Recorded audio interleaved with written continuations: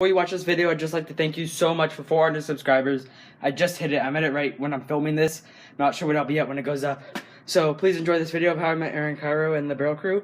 But just thank you so much. This is so awesome. Hello, people. So right now I'm all sweaty and gross because I just had a skate session. But I'm here to tell you the story how I became friends with Aaron, Kyro, and pretty much the whole Braille crew.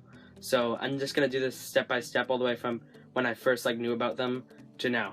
Okay, so starting off when I just started skating almost 2 years ago, not quite 2 years though, they got me into skating because I was trying to ollie in my front yard, and I was really frustrated and I was just going to quit. And the thing is I was doing it wrong, and I watched one of the tutorials and it said the way you slid your foot, and then I went out and tried it and I actually got an ollie. So it really got me committed to oh, now I can actually skate. So that's how they got me into skating. It was pretty much my first ever exposure to skating. Then, so I was watching their videos from then on, so they were pretty much all I really knew about skating. Then I found out about Andrew Schrock and then a bunch of other people, and I got really into that YouTube skate culture, and I was just really into it. They hyped me up to skate a lot. So once I knew about them, I knew Aaron Kyro had a skate support, and I was having trouble with my ollies because I was really bad. So I sent him in a skate support, and lo and behold, about 6 weeks later, he sent one back, and I was super psyched. I texted all my friends. I thought I was famous. I thought I was the coolest guy ever. So I got that skate support, and by that time I actually fixed my ollies, but it still helped a lot. I can do pretty well ollies now.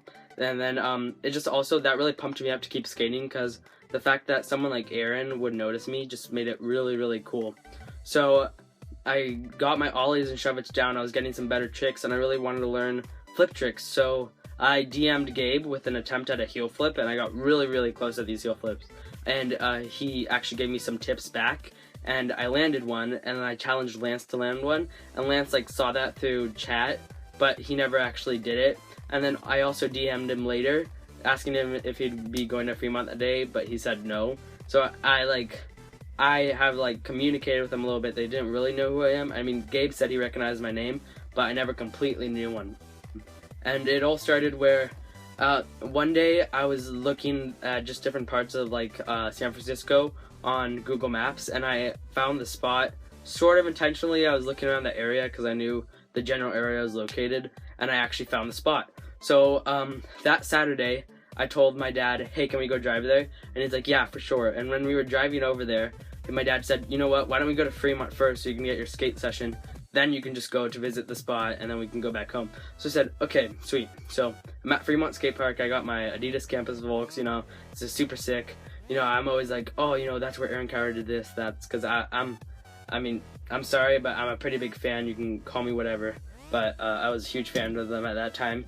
And then I just see someone at the other side of the park, and it's Aaron, Gabe, and Mario, and Lance just standing there, and my mind was already blown. It's I never thought that would happen to me ever. So I run over, I tell my dad oh my gosh, Aaron Kyro is here. Then I go over and I see Gabe. I fist bump Gabe, and he's really awkward about it. He's oh yeah, sure kid, there's your fist bump. And then Aaron's coming by and he does an ollie on the hip, and I say, hey Aaron, and he just looks back and goes, hey, and it's also creeped out. So I'm crap, this is going bad. So I was gonna ollie this big gap, and I just go to the gap, and Lance happens to be over there. I'm looking at it, and I just say, hey Lance, you ollied the big gap, right? And he's he looked at me and he's yeah, I did. And I'm oh sweet, I'm thinking of doing it. And he said, what, do you want me to film it for you? And at this point my head is just oh my gosh, am I going to be in a Braille video? It's it was already crazy enough that Lance was talking to me. So we skate over to Aaron, he gets mic'd up and everything. We're gonna do this, and I land the gap second try, and I feel super awesome. Live Skate Bacon shirt I was wearing that day. And a little bit afterwards, we were pulling into the parking lot. My dad has a boosted board that one of his friends owns, and he borrows it a bunch. And Aaron's riding that around, and Andrew Schrock and nearly the whole Revive team just pulls up in a car, just right there. And my mind is freaking out, and Andy's looking at me, and he sees me, he knows I'm a fan because of my board. And they get out of the car, and Andy comes actually up to me, and he says, thank you for your support for buying my deck, I really do appreciate it.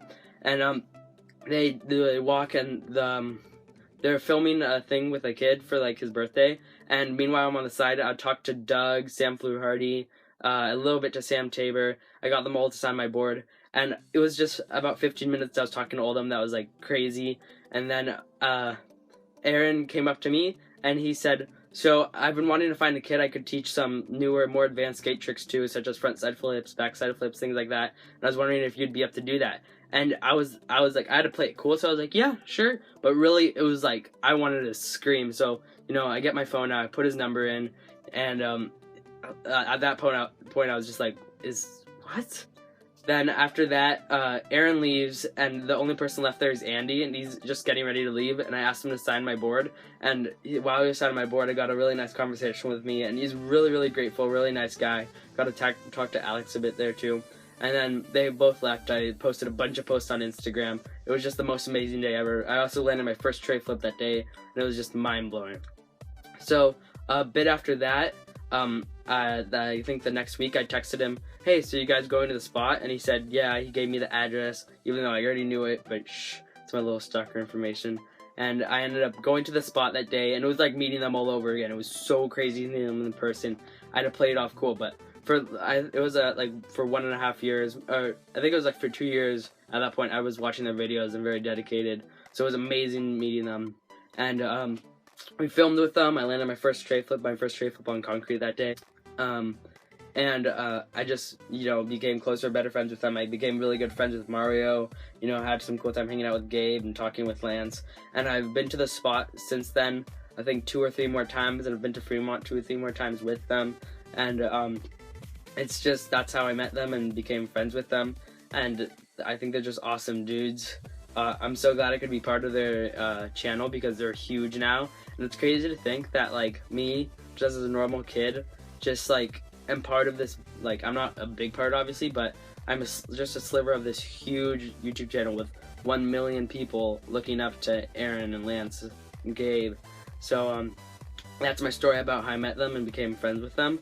If you have any questions about that, you can leave it in the comments. So, there you go. I hope you enjoyed it.